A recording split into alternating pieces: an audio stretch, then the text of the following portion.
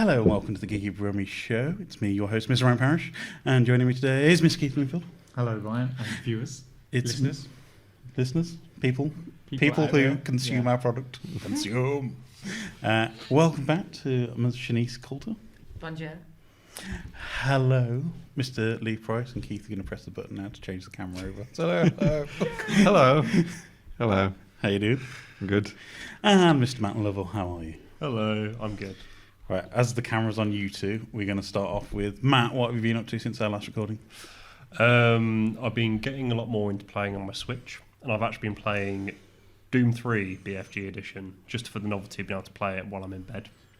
And it's incredibly hard on Switch because the Switch is not really built for FPSs. And then I play it in like handheld mode, and when you've just got demons screaming in your face, it's really sort of quite stress-inducing. But is it like the Zoom call from hell? Yeah. But yeah, that's all I've really been doing, and I've been really enjoying it. Doom 3 is quite controversial with a lot of like die-hard fans, but it's always got a nice place in my heart, I think. Awesome. Leigh, how about yourself? What have you been up to? What have I been up to? I've been still playing the same stuff that I have been doing, so more Horizon of both varieties. And I did take a trip up to visit a friend of mine, just for the first like major party since post-pandemic, which there's not a lot to say about it, but it was fun. And it was good to actually, go somewhere rather than stay stuck somewhere. That's nice. I mean, we're all slowly starting to travel again. Shanice, what about yourself? What have you been up to? I have been heavily getting into the board game world, which is extremely fun. I've created a group at the moment with my friends, and it's purely once every 4 to 6 weeks we play Talisman with the City expansion pack, and I've had more followers on Talisman than I've ever had on Twitter, and I love that. It's such a cool game. I'm just getting obsessed with how bad I am at it, and I only hope to one day just not be as bad, and that's all my game for. Right, so for people who haven't played Talisman, do you want to give us a quick 30-second intro to how to play it? So Talisman is a strategy game in which you are trying to get to essentially hell, and through doing that you are naturally going through the land, circulating round what is hell, and collecting a mixture of followers, spells. You require a talisman itself to enter, even just to get there, you require a talisman. And the whole point is fighting off each other, making each other weak, whilst also trying to get to the end point, which is just winning the game, having the best crew, having the best followers set, spells, and then just hating everyone else. Sounds great fun. It's really fun. Sounds like I just need a Swift card, and get on a bus, and that's it. That's my talisman. I was going to say a Switch card. A Switch card. Oh yeah, I got confused there. It's my age. How about yourself, Keith? What have you been up to? Apart from taking a trip to Scotland, I haven't done an awful lot in the past 2 weeks. Yeah, well, I went to Edinburgh for a long weekend, which was very nice. Was there anything geeky in Edinburgh? There were some comic shops. There were some foodie shops. There were, if you were into Tweed, you've got every other shop was a Tweed shop. So I thought you was going to say if you're into Tweed, then, which is just like Animal Crossing. No, it's like, you can get Tweed. Just like picking Christmas, up statues in Edinburgh and shuffling them over a little bit. No, if you're into Christmas, there was like at least 2 Christmas shops. But they seem to be Scottish themed Christmas shops. I never understood this. Why do you need a Christmas shop in April? Well, what if you just want to do Christmas on another day?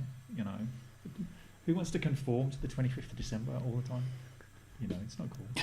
And I went to there's enough holidays in the year to there's not enough holidays in the year, I can tell you that. And then I went to the National Museum of Scotland, which was cool, which was like very much like going to a night in the museum. All right. It was like quick fire question: favourite exhibit in the National Museum? All the animals that were just so cool. They look great. Are you sure you didn't go to the Edinburgh Zoo? No, I didn't go to the zoo. There's a big hall with all the animals, all the fish suspended from the ceiling. I almost waved at the camera then, but I didn't. Don't gesticulate. But it was cool, and it was just the kind of thing you can imagine. They all came to life when you after dark, which is kind of cool. Yeah, it was nice. Good to go to Edinburgh. It was cool.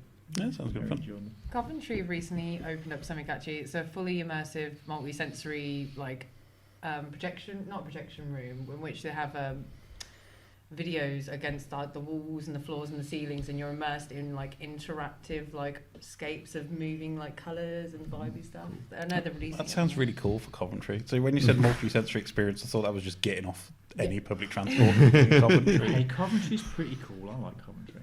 I mean, they have glammed up quite nicely. It's Fargo all Village. good. They were is the pretty cool. city of culture last. Still, I'm not going to say still which are. year. They're the city of culture. I think it finishes in September. I think it's like they're having an extra long city Yeah, of for culture. COVID. Yeah, we'll just keep it of it for a bit longer. What about you, Ryan? What have you been up to? So I purchased the Humble Bundle Ukraine charity bundle a while ago, and it basically I spent a week installing all the games off it onto my Steam library because it just it's like you open the list, it's like one of those ridiculous scrolls that you see in like comedy historic documents where it just rolls forever. But it sounds really sad, but I really got into PGA Tour 2K21. Okay. Because when I had my GameCube, and this is going back in the days now, when I had my GameCube, I really got into PGA Tour 2007. It just became my jam, which was just basically just flick back and forth. It's a very restful and emotive experience for some strange reason, where you can just like play around with golf virtually, and it really chills you out. Oh. So I basically put too many hours into that and then forgot that Halo existed. And, no. And I bought Burnout Paradise, the Ultimate Box, on Xbox One, mainly because, well, the remastered edition, mainly because I was really annoyed because I reinstalled it on Steam and they've turned off the servers and I had all the DLC and it really annoyed me, so I couldn't play with like the fake DeLorean or the Ecto one that they have in Burnout Paradise. So I just grumbled and then purchased a second-hand copy off eBay because EA are not getting any more money from me. Already purchased all the DLC once. It did make me wonder though why there hasn't been a Halo golf game. I mean, Mario has one, so Yeah, I mean, I'm sure Master Chief. But instead of using a club, you shoot the ball with a I mean, rifle or something, and it makes it go. Haven't PlayStation just annoyed everybody by turning off the servers for Everyday Golf League? Everybody's Golf, I think it was. I'm not sure because I think the latest one is like the VR one, which I think is still active. Yeah. But I mean, like that kind of does the Mario Golf thing of having beloved characters show up because pretty much Everybody's Golf has. Please tell me Kratos isn't in it. Kratos was in Everybody's Golf 5, I think he was in, and he used like the chains as his club, and I don't know how that works because it's just they just don't have the structural integrity to be a golf club, but that's what he uses.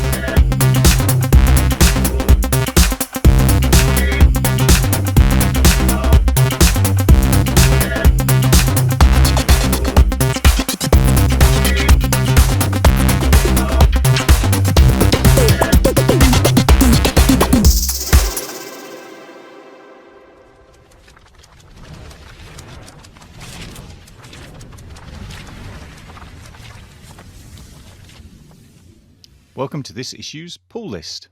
First up, we have the comic of the week from May the 4th. It's Twig, issue 1 from IDW Publishing and Boom Studios, written by Scotty Young with art by Kyle Strahan, colours by Jean-Francois Belliot, and letters by Nate Picos. The first time I saw preview art from Twig, I knew this was for me. Firstly, the art style Strahan had used here of an animated Jim Henson-style world was enough to convince me to give this book a try. Likewise, Scotty Young has transitioned from artist to writer of really great books, and I hope Twig continues this trend. If you want your comics to be something different, then you really should pick this one up. Next we have Once and Future issue 25 from Boom Studios, written by Kieran Gillen with art by Dan Mora and colours by Tamara Bonvillain. Surely this comic has appeared in the pull list enough times for you to know I really like this book. Gillen and co continue to pull from British folklore in new and delightful ways. If you've not tried this comic before, jump on board now as a new arc begins. Then we have One Star Squadron issue 6 from DC Comics, written by Mark Russell with art by Steve Lieber, colours by Dave Stewart and letters by Dave Sharp. Wow, that was quick. Given that this is the last issue, I'm curious to see how it all works out for our unlikely band of employees. This book has cemented Russell as one of the best comic writers today. Lieber's art has been the perfect accompaniment to this story of sombre and thoughtful reflection on how what we do defines us. Next, it's our current comic of the week from May the 11th. It's 8 Billion Genies, issue 1 from Image Comics, written by Charles Soule with art by Ryan Brown. I was a big fan of this pair's previous outing, Cursed Words, so of course I'm intrigued to see what they do with this premise. What would happen if everyone on Earth were granted one wish? This seems to be an opportunity to delve into the human condition with all the sincerity and humour that it's bound to reveal. This looks like absolute corker, and I'm here for it. And finally, we have X-Men issue 11 from Marvel Comics, written by Jerry Duggan, with art by Pepe Larraz, colours by Marte Garcia, and letters by Clayton Cowles. Yes, I'm digging this X-Men team.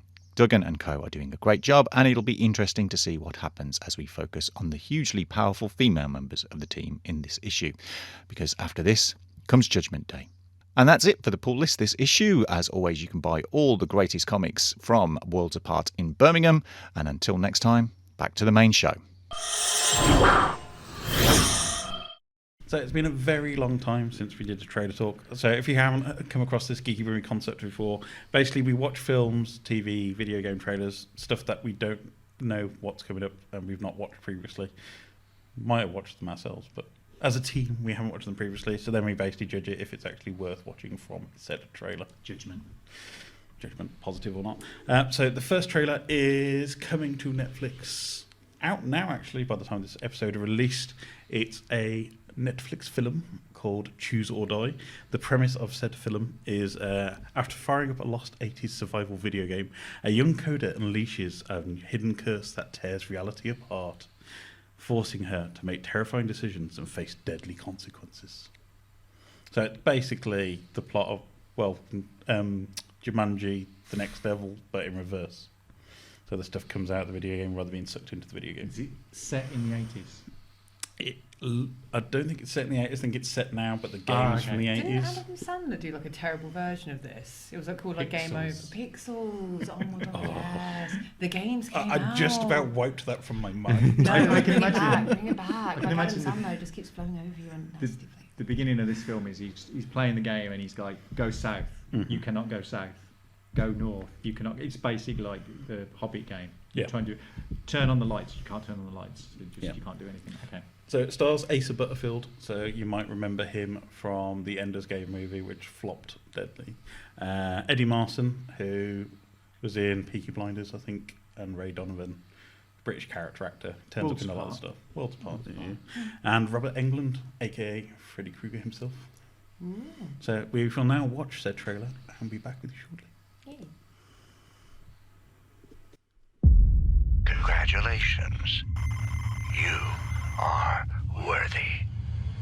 And remember, reality is cursed.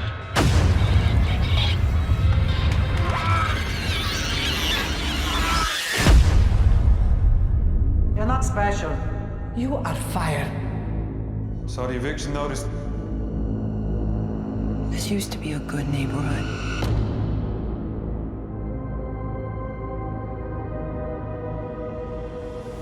What's this? Cursor.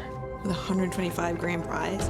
There are a ton of unclaimed prizes from retro games. Could be easy money. You know Wilkie's on 37th? Yes, I do. Meet me there tonight at 1:30. It's a date. It's a deal.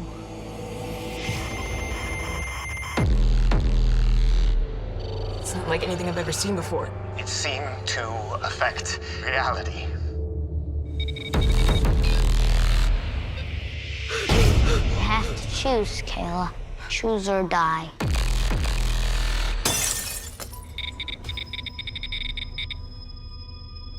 Clean up.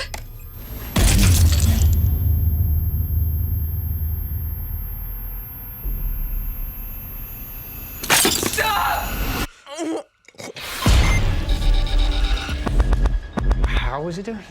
It's almost putting the words on the screen before I say it. Then I don't see how a video game can kill someone. The more the cursed suffer, the more the cursor benefits. If it sent you here, it can't be for anything good. It's gonna hurt. We gotta choose, Caleb. I think you might be what it was looking for.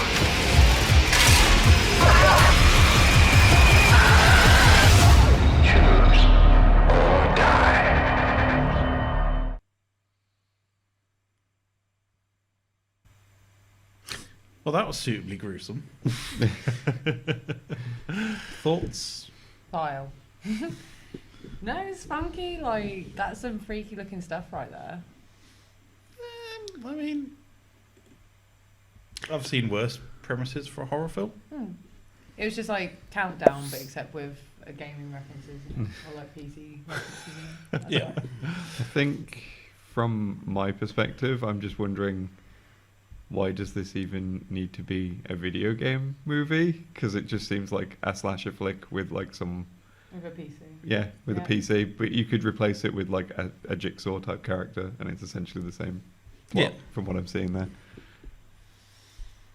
Yeah, I think it's quite interesting. I think I'd probably watch it, although as Netflix trailers are often the way, I think they just reveal way too much in the trailer. I think we saw quite a few of the best bits Yeah, probably. in the trailer. Yeah, it was terrible. I mean, come on, we got to admit it. It was awful. It was like they went, oh, somebody did The Ring with videotapes, and somebody else has done Wreck with, videotapes. How can we get some kind of video game action into it? That's like, yeah, It hasn't got much depth to it, but I imagine for a cosy Tuesday evening with your partner who you don't quite like that much, Yeah. it's a good distraction. I mean, I think they've already renamed it to Cursor, which is the name of the said video game in the movie, which never gives you much hope when they rename a film just before release.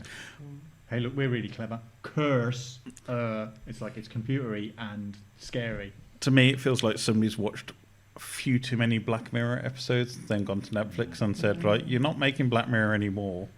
Here's something Black Mirror-ish enough. Yeah. Do Bandersnatch without the interactivity, and without the talent, and without the actual, I mean, Robert Englund's in it. I mean, he's a horror icon, so I think we didn't really see him in the trailer, to be fair, but... Because he'll turn up as like some kind of like Freddy. He'll actually turn up as Freddy Krueger, but like an 8-bit version. Maybe he's Cursor. The text version of Freddy Krueger.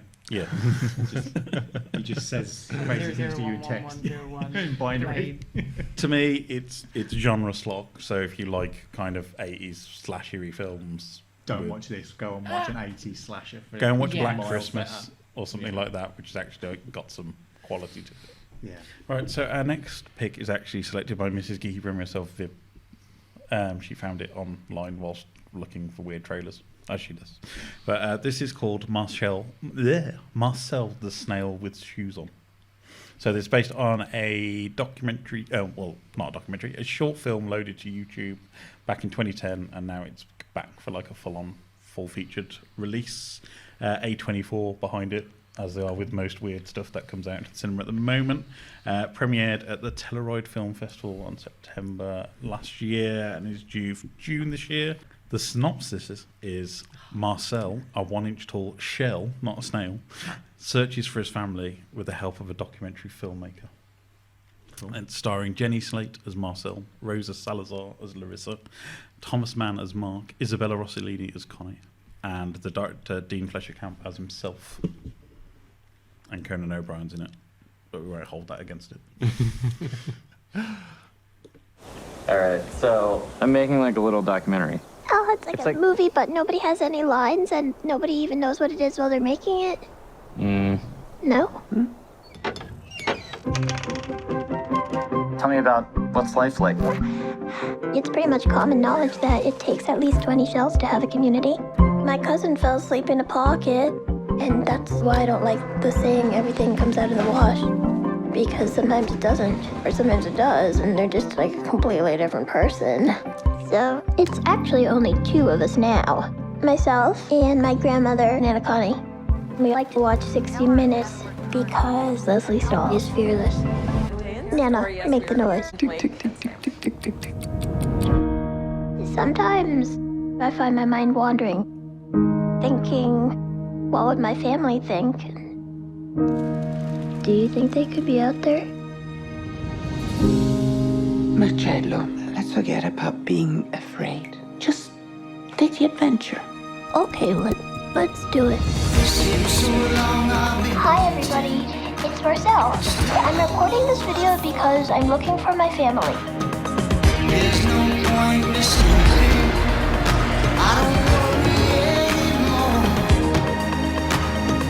Marcel the Shell and the search for a family reunited. Marcel, how long has it been since you've seen your family? I couldn't tell you, but the space in my heart gets bigger and louder every day. Dean, do you know how long? That's 2 years. 2 years. Yeah. Oh, that's nice to know.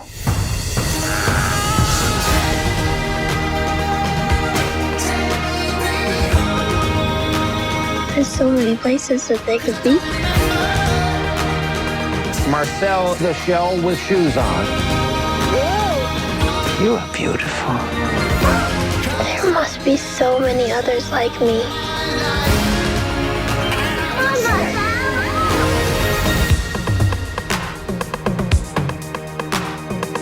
He has got to go. Not that I don't like Arthur. Not that. No! Oh my God! Arthur. No! Arthur. Off!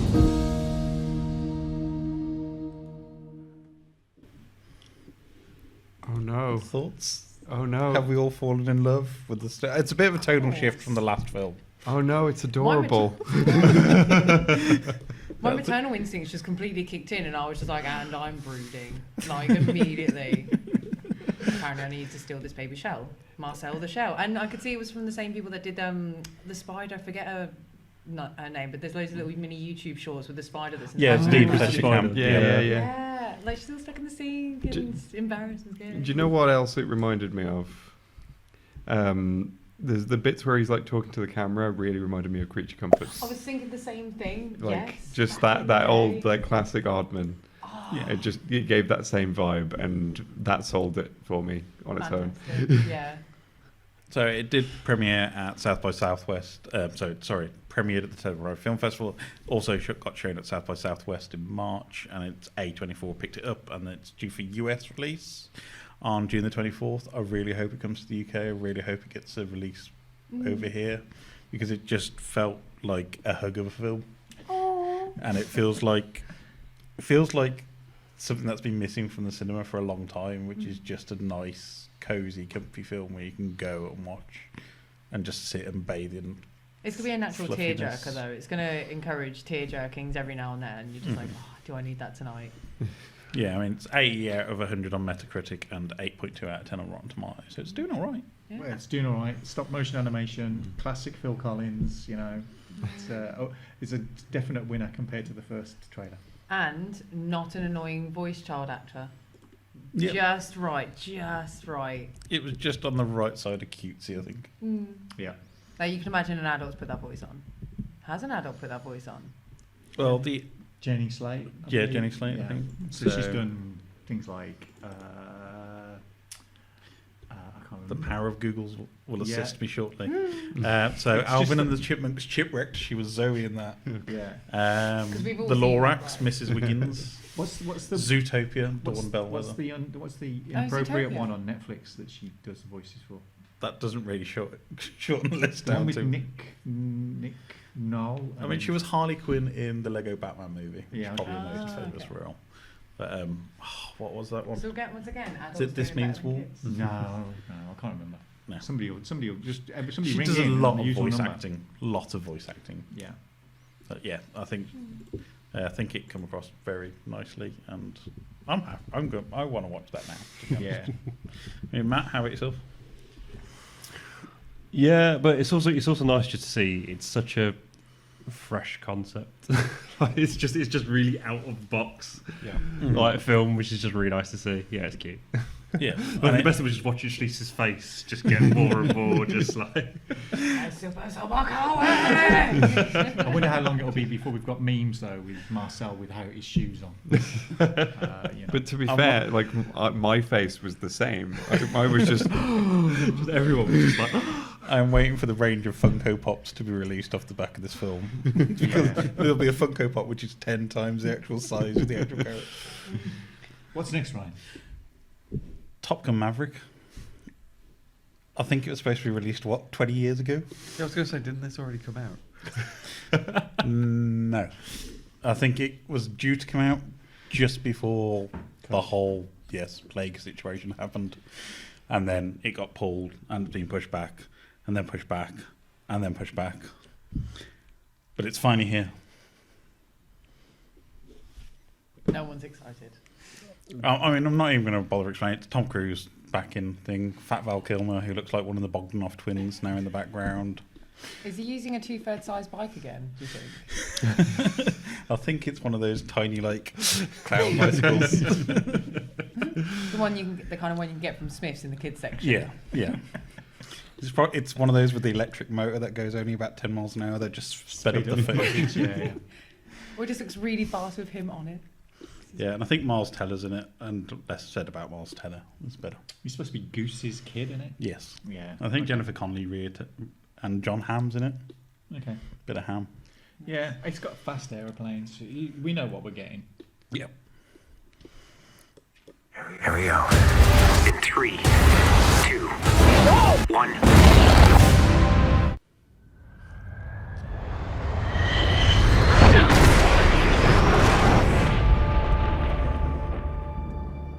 What do we have here? Yeah, here I thought we were special. Fellas, this here's Bagman. Hangman.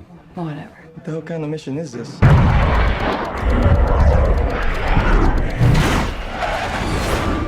Everyone here is the best there is. Who the hell are they gonna get to teach us?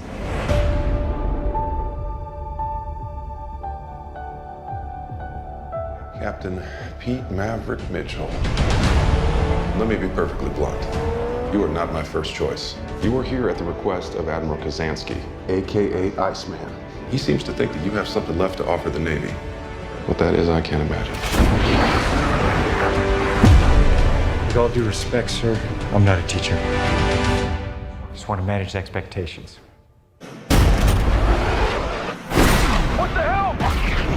Good morning, aviators.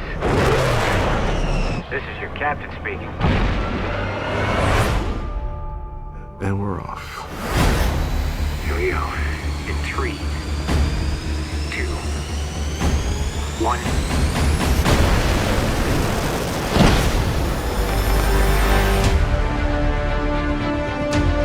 We're going into combat on a level no living pilot's ever seen. Not even him. You think up there you're dead. Believe me.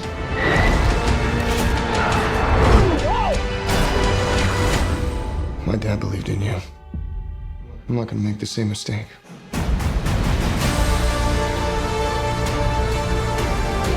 Someone's not coming back from this. Those are your pilots. Anything happens to them.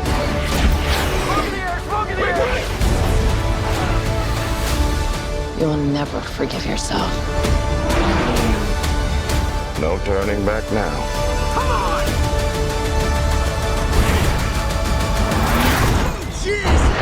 Having any fun yet?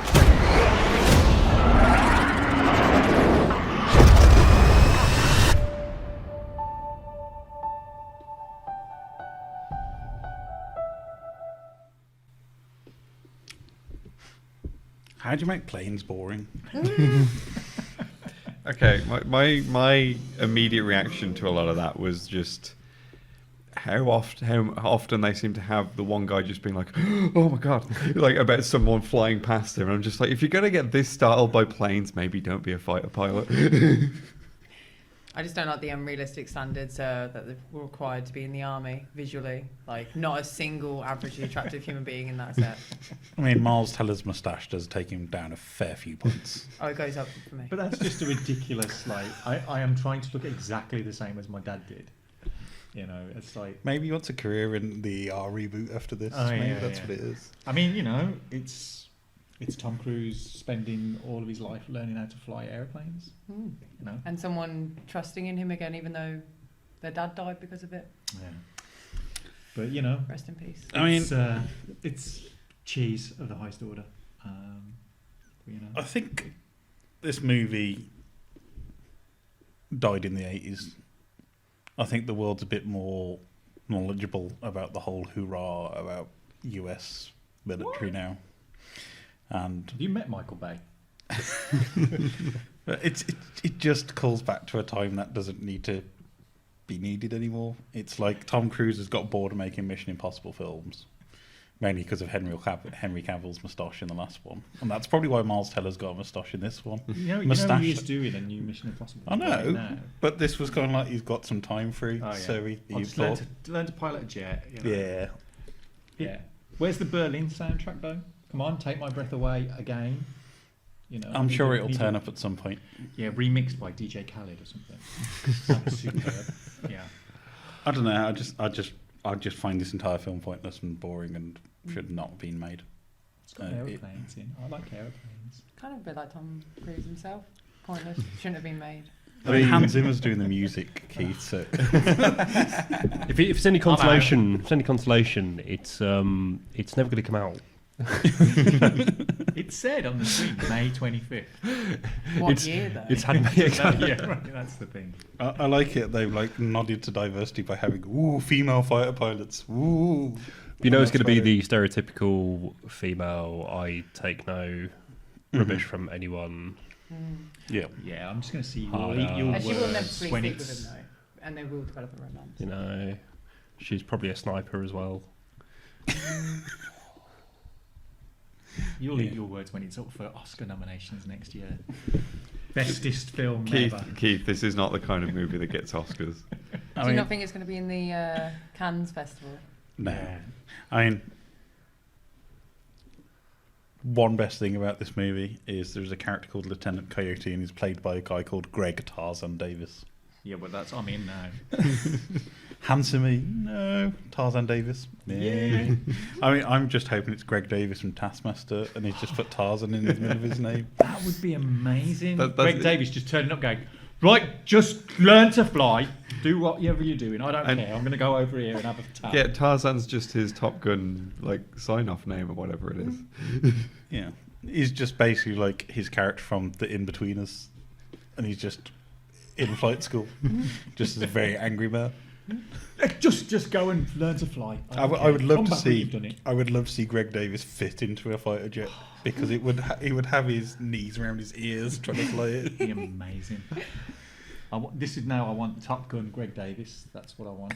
Yeah. Our next film is Nope, coming from the mind of a certain Mr. Jordan Peele, who has written, directed, and produced said film under his Monkey Paw production company, starring Daniel Kaluuya. You might recognise him from other Jordan Peele films such as Get Out. Keke Palmer and Stephen Yeun, Oscar-winning Stephen Yeun now, I think. Didn't he win his Oscar a couple of years ago for his short film? I can't remember. Anyway, he deserves an Oscar because that was an amazing film. But yes, so it's going out with Universal Pictures. The premise is residents of an isolated town in California, among them ranch owners James and Jill Hayward, witness a mysterious and abnormal event. Did you know that the very first assembly of photographs to create a motion picture was a 2-second clip of a black man on a horse? And that man is my great-great-grandfather. Great. There's another great-grandfather. But that's why back at the Haywood Ranch, as the only black-owned horse trainers in Hollywood, we like to say, since the moment pictures could move, we had skin in the game.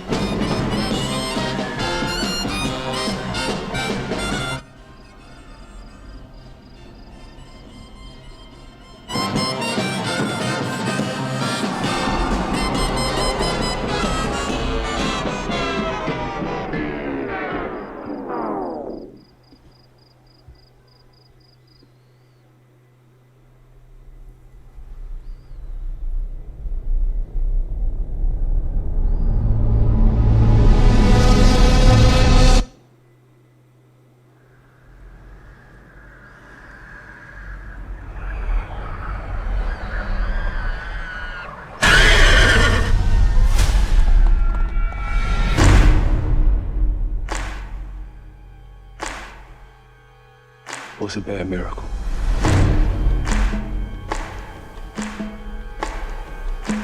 They got word for that.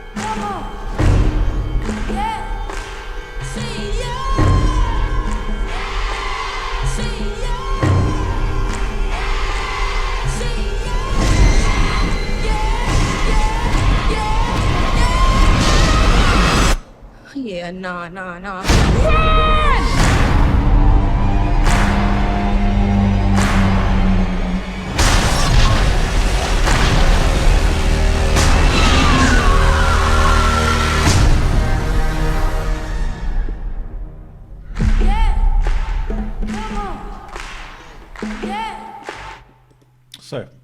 standard Jordan Peele fare, I feel. And from the trailer, I'm kind of guessing that the filmmaking and special effects on that stuff is going to play a bigger part of the film, being the usual twisty stuff than usual. Can I just do the thing? You can do. Aliens. Yes. That, you know, no, I like that. That was funky. For a new film, like, you have to consider it's a new film. Like any new gen films, I think that's a funky one to come out. Yeah, and I think it's Jordan Peele's wheelhouse nowadays. He has moved on very much from the days of Key and Peele and comedy, and he's just moved into that dark sci-fi realm. Yeah. I mean, I was on board from the moment I heard he was having a film come out called Nope. Yeah. It's like, yeah, I'm down for a film called Nope.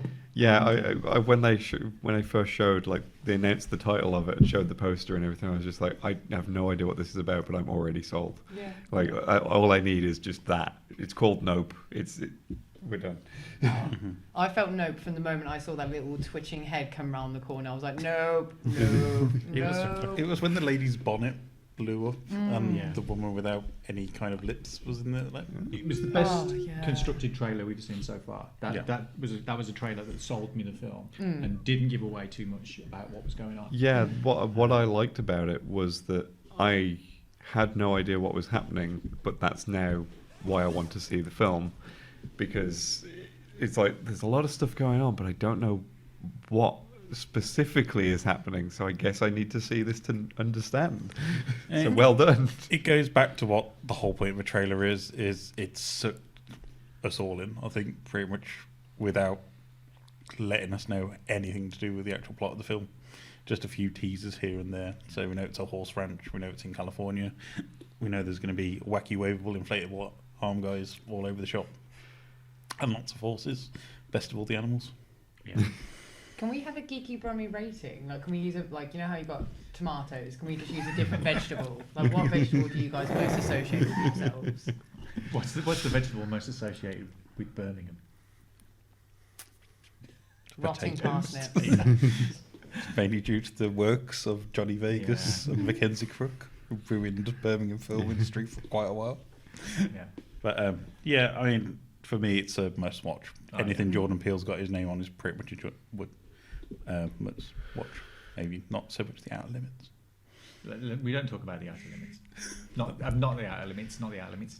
Twilight Zone. Yeah. We don't talk about Twilight Zone. They're pretty much the same thing. No, the one's more spacey and alien-y, and the Twilight Zone's more kind of. No, this one's a bit more spacey and alien-y than the usual Jordan Peele movie. Well, I mean, Western aliens. Yeah, cowboy aliens. Cowboy aliens. Not cowboys and aliens. Is Daniel Craig going to have a cameo? Tell me more about Men. Right, so Men is coming also from the studios of A24. By A24. Pretty much. So it's got Jesse Buckley, Rory Kinnear. He seems to be a lot of it. Rory Kinnear's the guy from all the Bond films who wasn't Bond, if you remember him. He's basically like M's kind of bodyguard.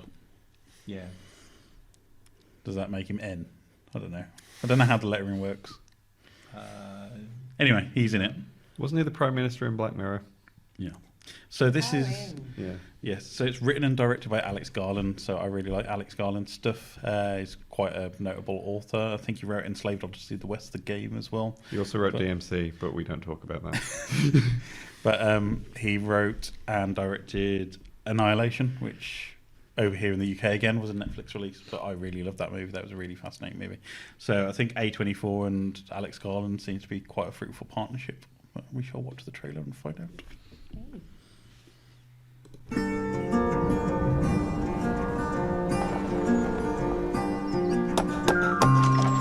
Hello. Hi. Mrs. Marlowe, yes? Harper, yes. Do, come in. The words I have to say. It's a beautiful house. But Will it just be you staying, or excuse me? Mrs. Marlowe? No. Until you give your love, there's nothing more that we can do. Apple from the garden? Yeah, it was delicious. No. Mustn't do that. Forbidden fruit. Oh, God, sorry, I'm joking. Oh.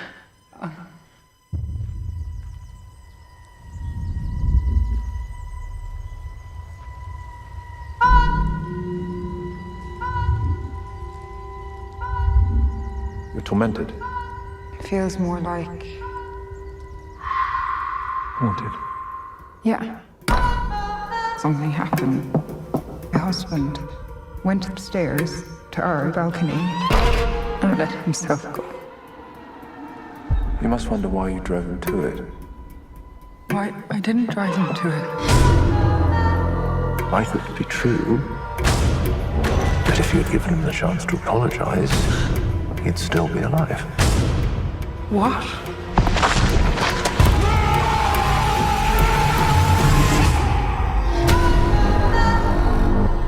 A man followed me out of the woods. He was stalking me. What makes you say that? I saw him twice. Twice. I don't know if he saw you once.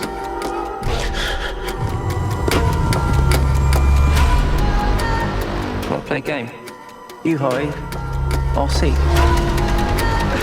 You must feel an awful sense of guilt. Stay away from me.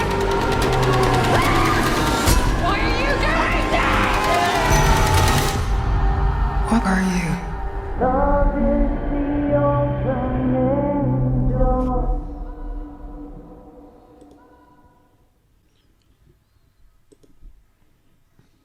What do we think, people? I think we all noticed a bit of a twist. Pretty. Well, Rory Kinnear's the clumps. Yes. Rory Kinnear's the entire cast of the Burbs. Yeah. The entire village of Rory Kinnear's. Village of Rory Kinnear's. Yeah. I'm going to go first on this one because I think that looks terrible. I liked the A24 logo made out of apples. And that was about it. And I don't think, since Dread, I don't think Alex Garland's been as good as he was. I thought Debs on TV was dreadful. Spicy words. Yeah, I thought Debs was dreadful. I thought he thought it was cleverer than it was. And this looks like it's going to be the same, kind of like, look how clever we are. No, it looks. I'm not gripped by it. I'm not a big fan of Jessie Buckley, to be honest.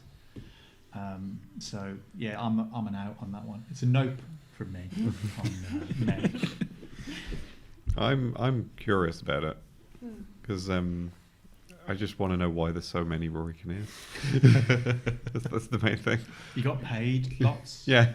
I mean, it is the British countryside, so are we talking full Norfolk syndrome here?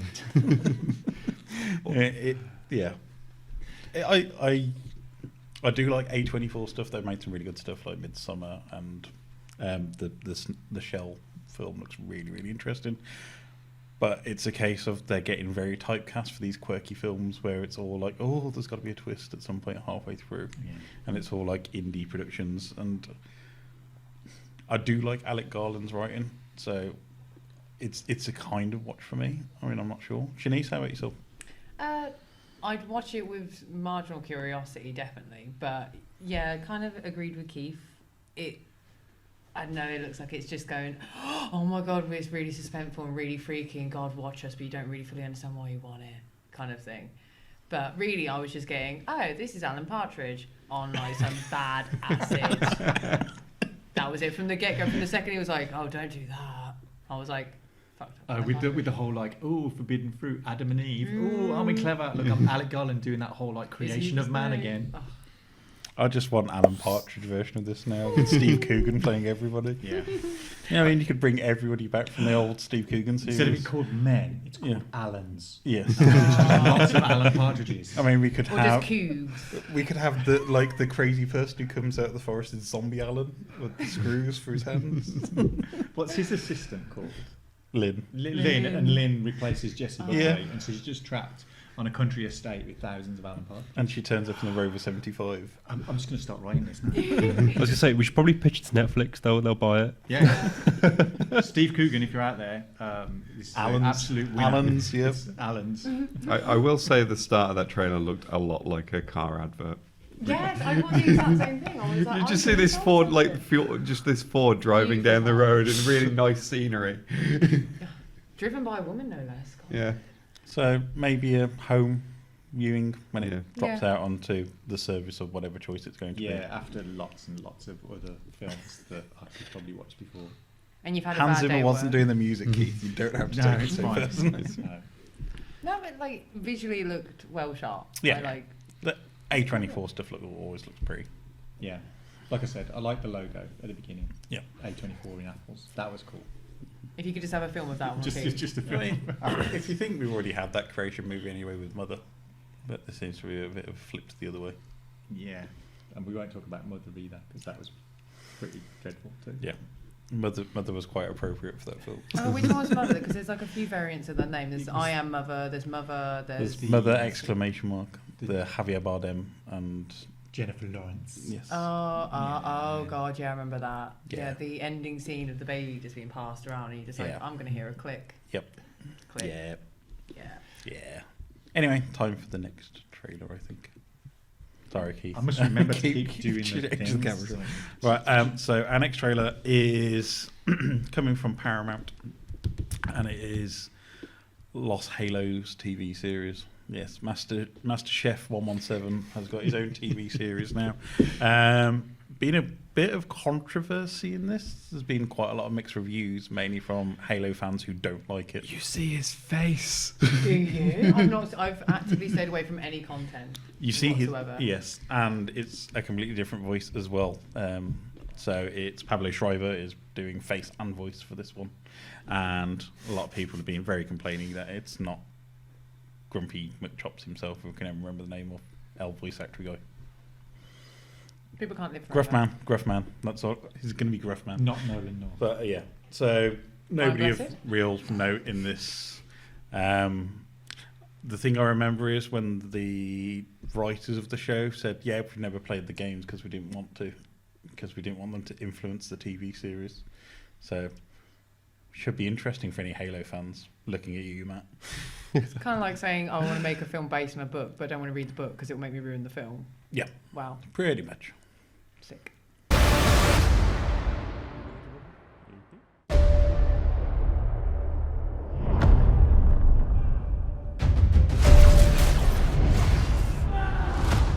You.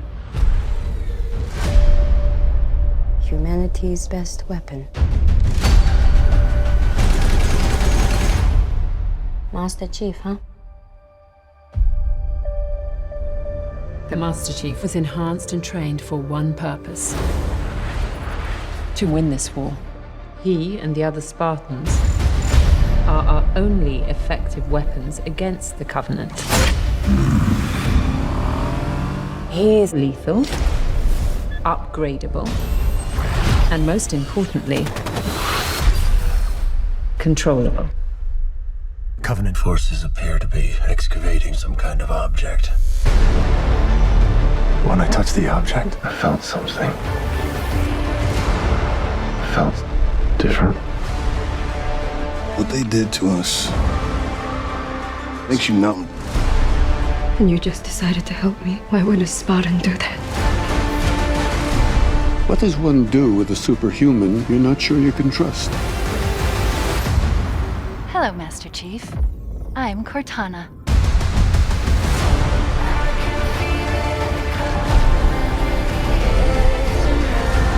Master Chief recovered something. Sacred ring. Halo.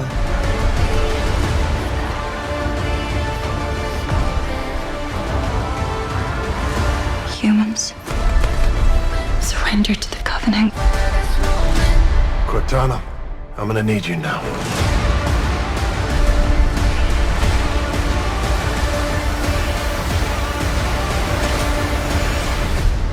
Find the Halo.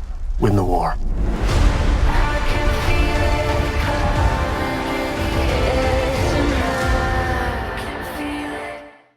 I mean, the Beyonce song is right there. It's right there. There's just no truth. Is it Beyonce? Is Beyonce? Halo, yeah. I mean, it's right there. But also Phil Collins again. Second Phil Collins, of the night. Yeah. I love But that. go Sorry. with Halo.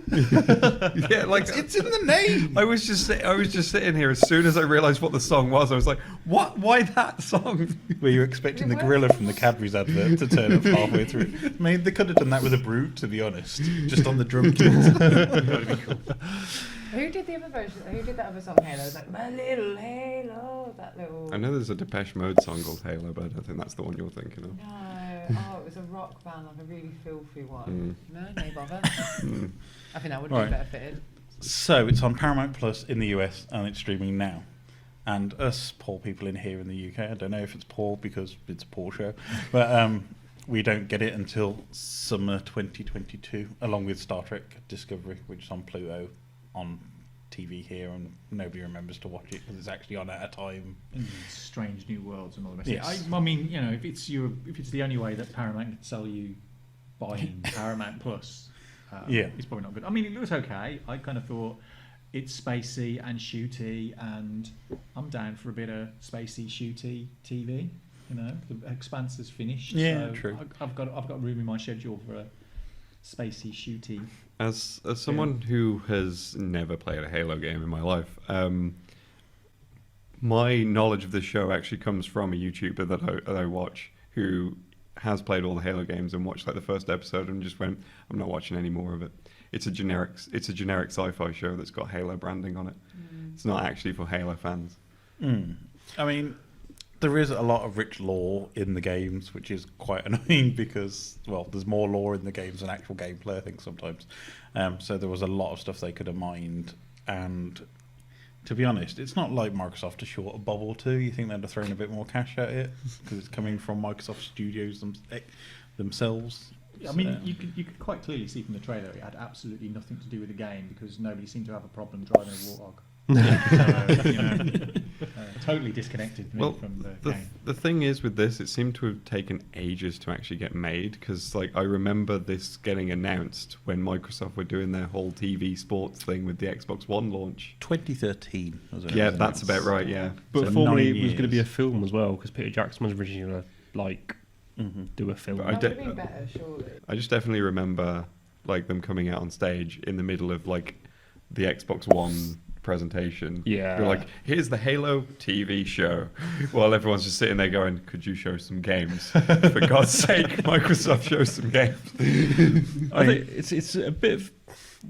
I think exactly what you just said. It just seems like a very generic sci-fi show, but it's kind of a shame because visually it looks really stunning and really kind of, you know, they've copied obviously everything down to a T in terms of the look and feel of it. It's just, even though Halo does have a rich lore, I think it was still quite clunky anyway. And I think it was always going to be hard to transition to a TV show because Master Chief doesn't really have a personality. And even though they tried to sort of put more of that into the later games, fans then went, why are you trying to give this man, this big shooty man, a personality? Wasn't he kind of always meant to be like a player avatar? Pretty begin much. with? That's why we don't see his face, kind of thing. Yeah. Do you think like if they made it into a film and made him more of a melancholy silent character and just an overall melancholy through a journey of like survival through like Halo, do you think that would have been like a better idea? Yeah, I mean, I think if they followed even loosely the plots of the games, because even how they introduce like the Covenant and Halo and the lore and that kind of thing is still quite good and still quite staggered. Whereas I don't know, from the trailer it just seemed like everything's thrown in at once and then you go, ta-da, Halo, boom. Like it's going to mask itself in a Halo world, but then after about episode 2 or 3, it's just constant drama between the individual characters and how they're not developing properly, and people die, and then before you know it, you're just watching EastEnders with like neon swords. Just a CW show, basically. I mean, I think the issue for me is it feels like somebody on the writing crews watched a Let's Play of Halo Reach and went, "Oh, this is a really good plot line, like the whole insurgency and like the UNSC are actually fighting against the insurgency, and then the Covenant just pop up out of nowhere, and then they've gone, oops, but we need to put Master Chief in it because probably Microsoft have gone, well, if you don't put Master Chief in it, you don't get a license anymore." That's all that it felt like. But, I mean, don't get me wrong, like I still squirmed like crazy as soon as it came on the screen though. This just ticks the box of it's just the visuals of my childhood, just not a decent story for my childhood. It's been affected by the pandemic, so they did record a few episodes and then they had to shut down production, and then I think they started filming in Ontario and then moved it to Budapest post-pandemic, maybe probably because of tax breaks. But it just felt disjointed. It felt like they've actually missed the essence of what Halo is about, which is the whole point of Master Chief is, as you said, a player avatar. The whole point is the super soldier, and you're down there to just kick butt. And they just wrapped it up in interpersonal allegories for like, oh, isn't war bad? If there's enough space and shooty, I'm watching it. I don't mind. I mean, you can report back, Keith. Yeah, I'll watch it. I'll watch it for you. I'll watch it on your behalf. I might watch it just to see how angry I'm going to get at how much Well, stuff they get I wrong. mean, plus also apparently in episode 3 there's Master Chief nudes, so you know. With the fan helmet service. still on. Helmet still on, nudes. Just in the shower with the helmet on. Just the helmet on, everything else off. That's how they've kept the mystery of the character. He's gone full Carl Urban. Helmet stays on. Everything else comes off, but the helmet stays on. No, I want camo pants. Not pants, what are they called again? Y fronts. Camo Y fronts. If I've ever thought anything whilst playing Halo, it's that the Master Chief goes commando. I think he's got a mankini. In that suit. Little mankini, Yeah, Halo mankini. Camouflage mankini. I'm not going to talk about what his suit can allegedly do to him while we're on this subject. You know, look it up. See, now I'm thinking perhaps they missed a trick by not casting Matt LeBlanc as Master Chief. Because that would have been cool. I mean, Matt LeBlanc would have been more looking like a Volus from Mass Effect, I think, now, rather than Master Chief. I think he's... I mean, I'm a gentleman of size, and I think Joey has joined the club, to be honest.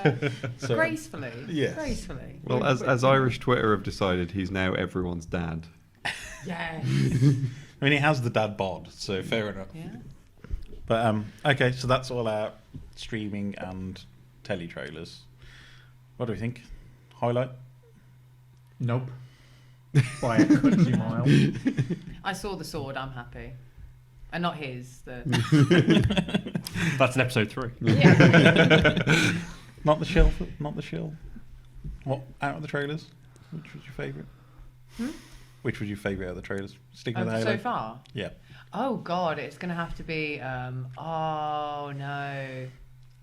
Nope. It's going to be nope. Yeah, nope for me. Of course. All right, Leigh. It's got to be either Nope or the Shell.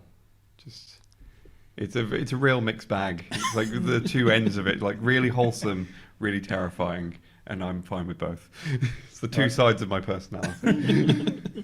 How about yourself, Matt? It's I can't. It's the Shell one. It's got a really long title, but it's the Shell one.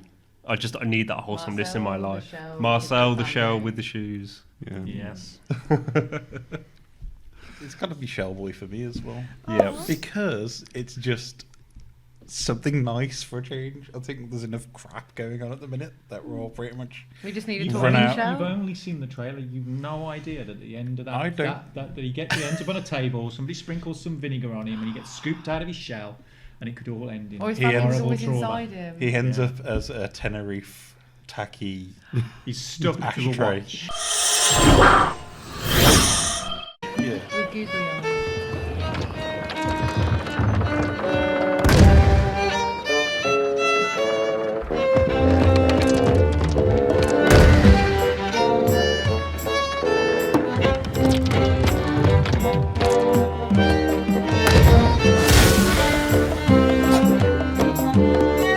Ron Gilbert told me he'd never make another Monkey Island unless...「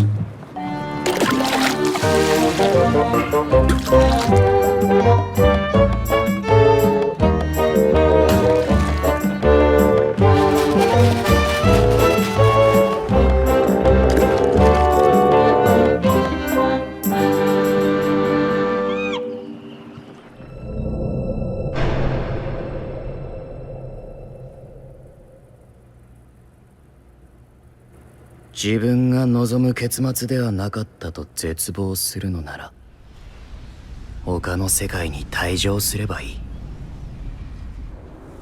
選択肢は無限にあるはずだ。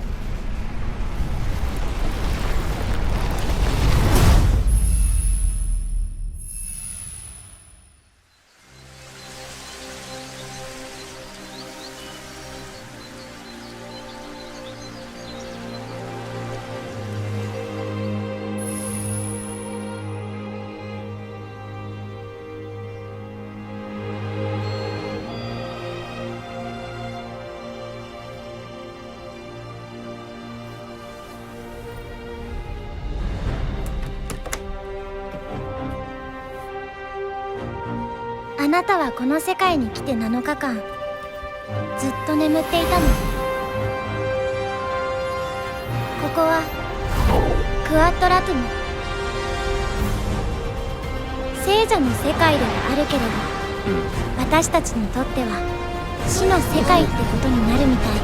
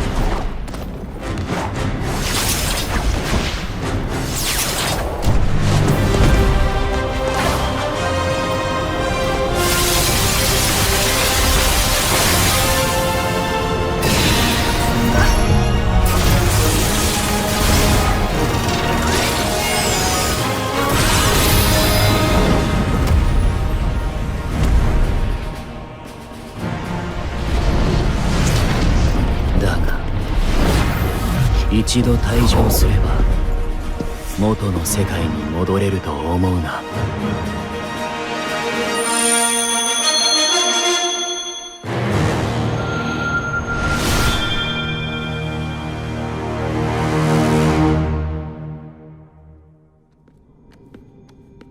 Here at 2 Point Campus, we accept just about anyone.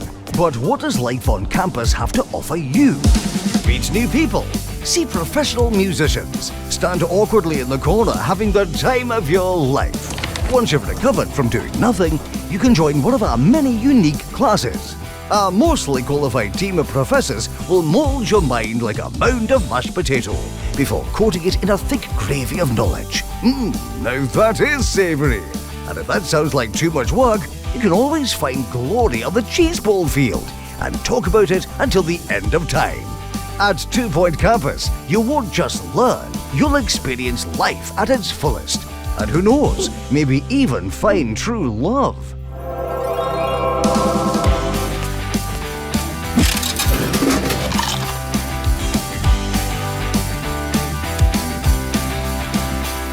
So don't miss out on the opportunity of a lifetime. Enroll today. We could really use the money.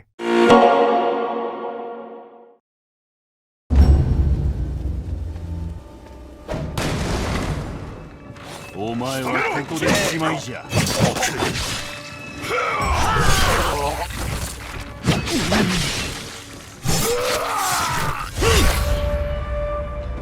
お前がこうしておるうちに、我が君はすでにお前の村に入っておる。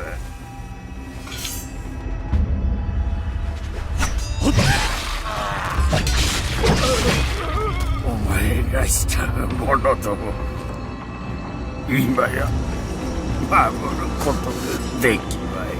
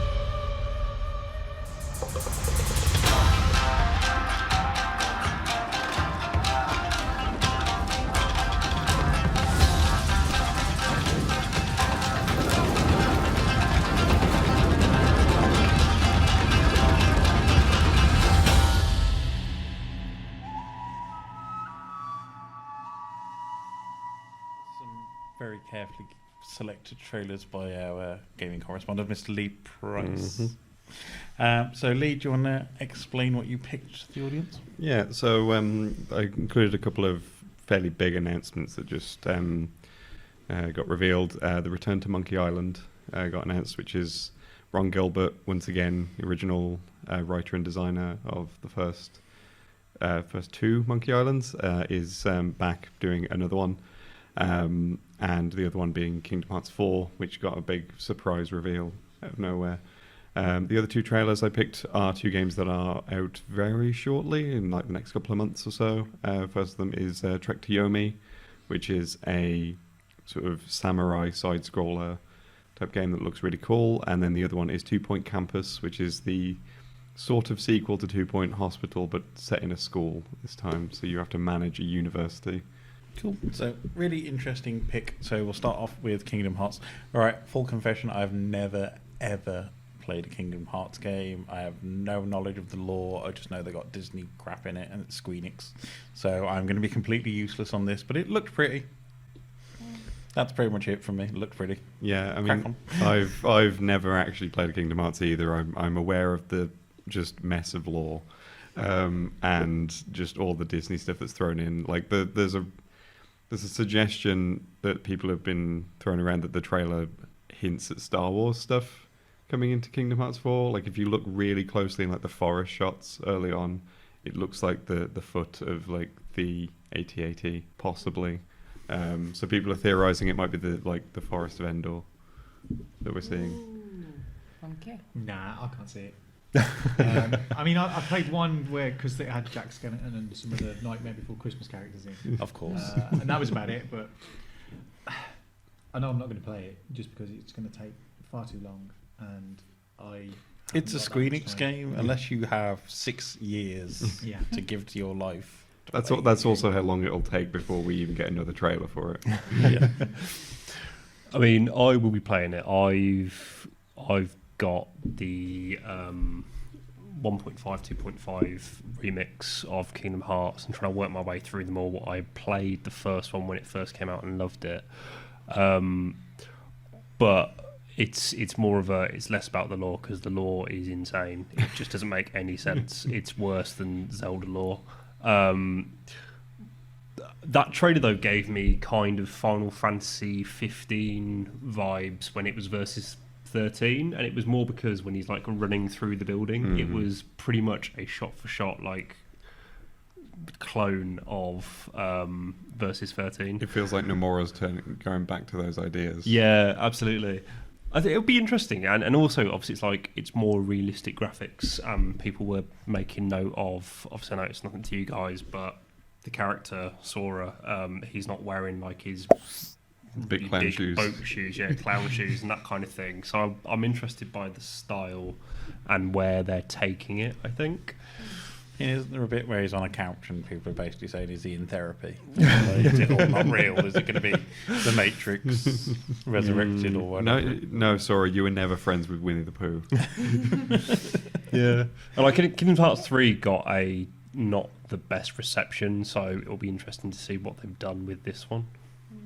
See, I played 1.5 mix. I played the first one and absolutely adored it, but I didn't do that until the age of like 26, I think. And I just obviously fell in love. I'm not one of these, oh my god, I love Disney and like all of it's amazing and I want a Winnie the Pooh backpack and Nightmare Before Christmas is the kookiest weird thing and I'm so gothic. It's endearing to see it and being like seeing the characters move about and most of them hate you. That was quite nice because, yeah, like you said, he's not wearing the little kiddie clothes anymore. He's adapting as a character because the kids who were playing were now adults and they want to feel kind of cool sat on a sofa. I mean, he's a full Final Fantasy character at this point. Yeah. That's just what he looks like. I mean, assuming all the Final Fantasy characters look like him when they were teenagers. Yeah. And the little kiddies. Right, moving along, it's time for us to reject humanity and return to Monkey. So it's so funny. Every time I look up this trailer, that's the first thing that comes up in Google. It's just return to Monk. I'm like, okay.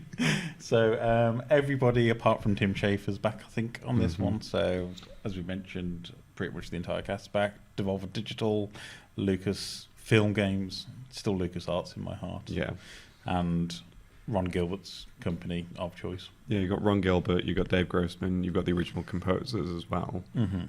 I think the only reason why Tim Schafer isn't back is because he's too busy managing Double Fine. Yeah. So, an interesting point that very few people point out, probably because I'm one of the few people who actually pays attention to this guy, but the art direction's actually coming from the guy who directed Tearaway on the PS Vita and also did Knights and Bikes a few years ago, which was a really good game, really underappreciated game. Somehow he's managed to land the art direction role on the new Monkey Island. I mean, it looks great. I mean, I've heard they're gonna follow on the story from the second one, but keep the non-Ron Gilbert games canon somehow. It's I think from what they've said, I think Curse of Monkey Island is almost definitely going to be canon, and I don't know if the others are going to be. But it was the Telltale game series. It was the Telltale one. Wasn't there another one that everyone's kind of forgotten about because it wasn't very good, I think? Just any Monkey Island game post the first two, I think, Yeah. pretty much. I loved it. I love Monkey Island. It's a great series. It's the highlight of back in the old LucasArts days when there was stuff like that. Sam Max Hit the Road. The one with the skeleton, which you can Grim Fandango. Grim Fandango. Full Throttle, Zack McCracken. Yeah. Although that might not be LucasArts. Day of the Tentacle. Tentacle. Mansions. Yeah. Followers. Absolutely brilliant games. Really love them and looks good fun. And it's And- time we had a decent point and click back. And the thing is with Ron Gilbert as well, like Thimbleweed Park got some good reviews, and that was like the last game he worked on. That was like him working on it as an indie project, and that was a point and click as well. So he still got it. Trick to Yomi. Yes. Very Kurosawa. Yes. Is all I can say. It's like somebody went, oh, I like Kurosawa. I like the Seven Samurai. I'm going to make a game. And I'm going to take Sekiro Shadow Dies Twice. Is it Sekiro? And make a 2D scroller in Kurosawa style. It's more Ghost of Tsushima as a side scroller because that's also a homage to Kurosawa in its art direction as well. So true. So and it's like the combat, like when I see like just the movement of the samurai in both games, it's practically identical, which I find really interesting. Obviously, I think they've just taken it from the choreography of like the Seven Samurai and Kurosawa's other works, and it's a really interesting looking game. Like when they first revealed it a few months ago, I was like, I'm going to play this. This looks great. No, it looks funky. It looks vibey. Yeah, I was hoping that it does stay black and white, and that's just not a thing conceit of the trailer. I think that is actually the art direction of the game from what I've seen. That looks amazing. Because everything I've seen of it is all in black and white. I've got it on my Game Pass list Mhm. of like install on day one, because when I saw it, I thought this looks cool. Mhm. So I'm glad that is actually looking pretty good. Another Devolver Digital as well. Yeah, it is another Devolver Digital game. One thing that you can usually count on is that they're very good at finding just brilliant indie projects and just getting them out there. They're very consistent with it. Awesome. Matt, how about yourself? Yeah, I'll probably check it out. I don't know what it is, but side scrollers I'm either hit or miss with. I'm not really sure why, but it's got that kind of aesthetic that I would quite enjoy, I think. So yeah, I'll definitely check it out. Awesome. And our last game, very familiar voice in the trailer. Yes. I mean, it does sound suspiciously like friend of the show, Mark Silk. It is indeed friend of the show, Mark Silk. So- he was in 2 Point Hospital as well. So Yes, I'm sure he was the announcer or the radio DJ. I think he's like all of the radio DJs. Like he's multiple DJs, but they're all just him. Very obviously, it's just him. It's like one of them's Scottish, one of them's a bit more posh, but like they're all still very audibly Mark Silk. Does look good fun. Our 2 Point Hospital was just pretty much a rip off of Theme Hospital, but updated for a modern audience. Yeah, it was just like because a lot of the devs, I believe, on 2 Point Hospital were devs on the original, and they were just like, we want to make that again. But obviously, we don't have the rights to the name, so we're just going to give it a different name. But ultimately, it's just Theme Hospital in the modern day, and now they're doing the same thing but with a university. So I can't get on with like management sims. Like, it's just like work. It gets too stressful. It's like, no, I've got to do enough management in my day job, not to come home and then manage another bunch of like random sims. Like when you get those the phone apps and it's like work idle game, and I'm like, why would I want to simulate what I've literally just run away from? God knows. It seemed cool. I thought that was going to be a mixture. I thought it was going to be one of those really kooky games, a mixture of, was it Yandere Love and Canis Canem Edit? I thought it was going to be a mixture of bullying and messed up Japanese, but then I got a standard, idle. Yeah. Let me just try and pretend to fail in this game as well as in reality.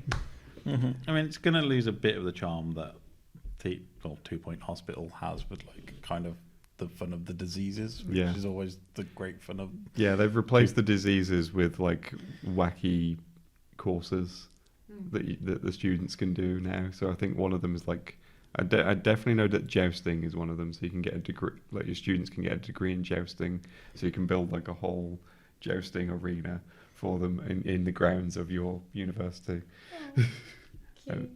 But I think there's definitely going to be some like silly ones in there as well. I don't know, looks fun. British company, always big fan of supporting British companies. And Marcel, we know, is just a whirlwind. Yeah, I think if that kind of game's your bag, then you know exactly what you're getting in 2 Point campus. Right, so that. Probably not. More because the setting of university just doesn't really appeal to me. I mean, 2 Point Hospital, yes. Same like roller coasters and that kind of thing, yes. But I don't know, university, not so much.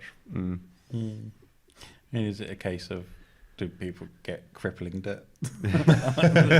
there's almost certainly something where you can like ramp up people's debt, because I know that's a thing in 2 Point Hospital. We can just ramp up the hospital costs just so that you can make loads of money off them.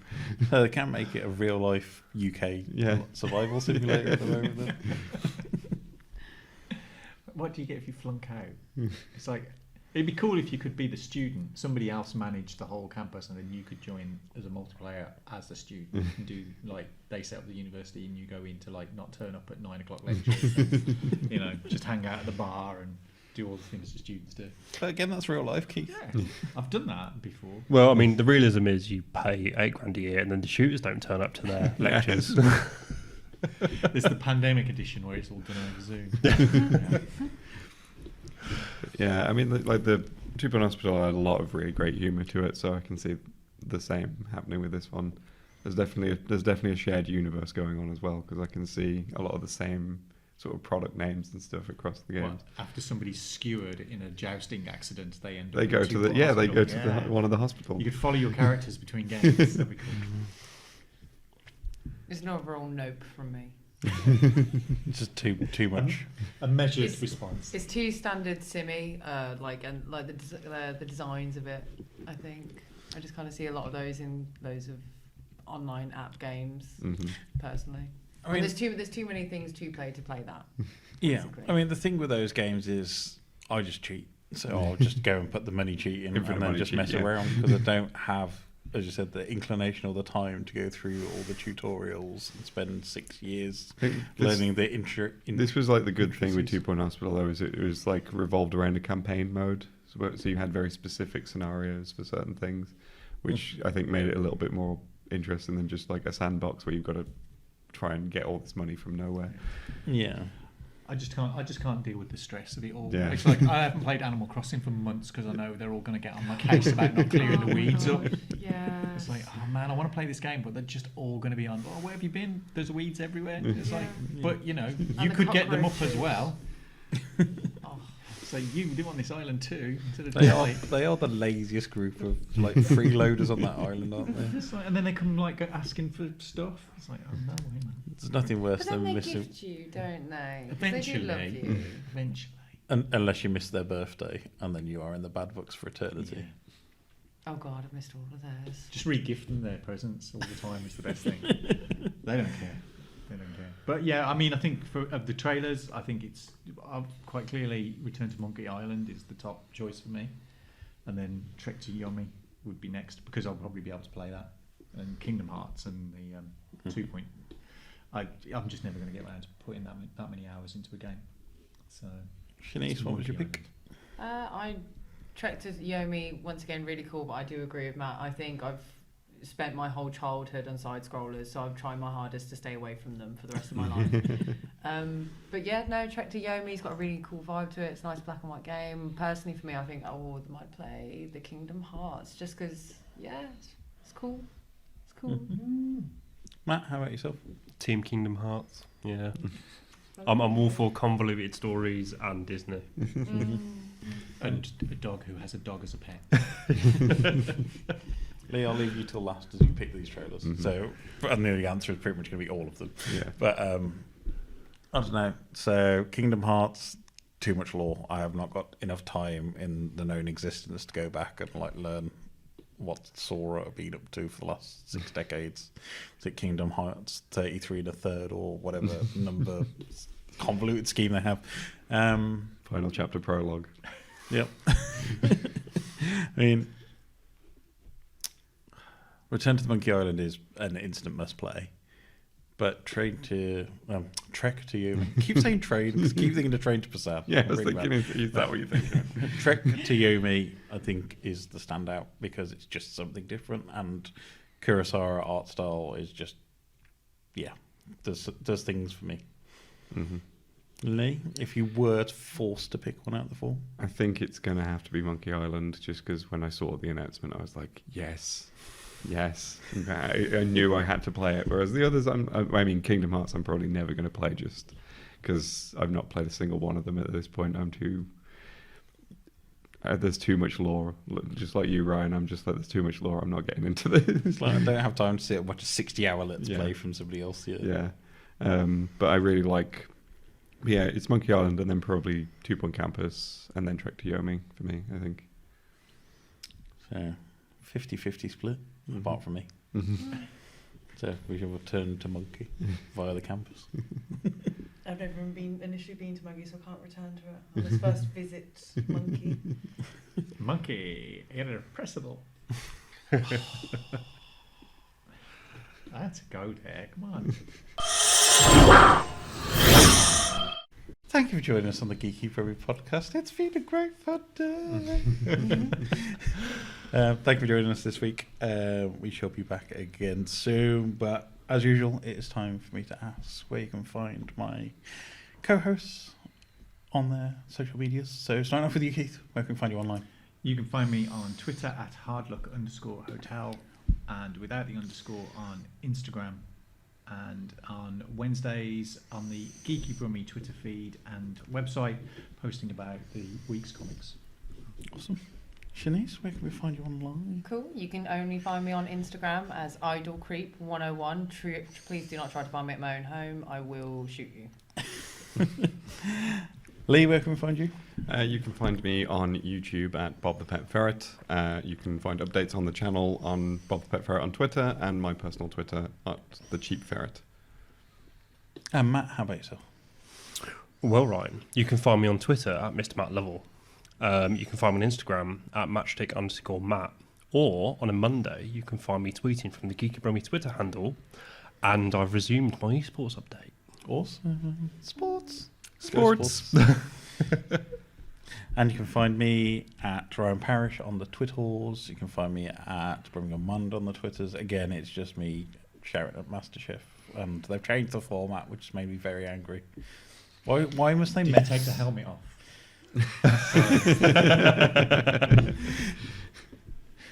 Yes, they've changed the format. The contestants talk to each other now. That's not allowed. It should be just all about angry people. Are you sure you're watching MasterChef and not Saw? Yes. Okay. But anyway, you can find us all at Geeky Brummie on Twitter, Instagram, Facebook, geekybrummie.com, Geeky Brummie YouTube channel, wherever your podcasting service of choice is. Thanks very much for listening, and we'll be back again soon. But don't forget to like, subscribe, share, do all the usuals. But for now, goodbye, everybody. Bye. If you keep your hand moving, you can wave, Keith. You've got to keep it moving. We've got to keep it moving. Keep it moving. You've got to do the royal. Oh, no, it's going to move. Motion blur. We've got to go to Matt and Leigh to do their wave. You can wave. You guys You're allowed can to wave. Yeah. They always look so smug that they can Look wave. at them. Look at us. Twiddling your fingers. Bye, everybody. Cheerio. Bun bun.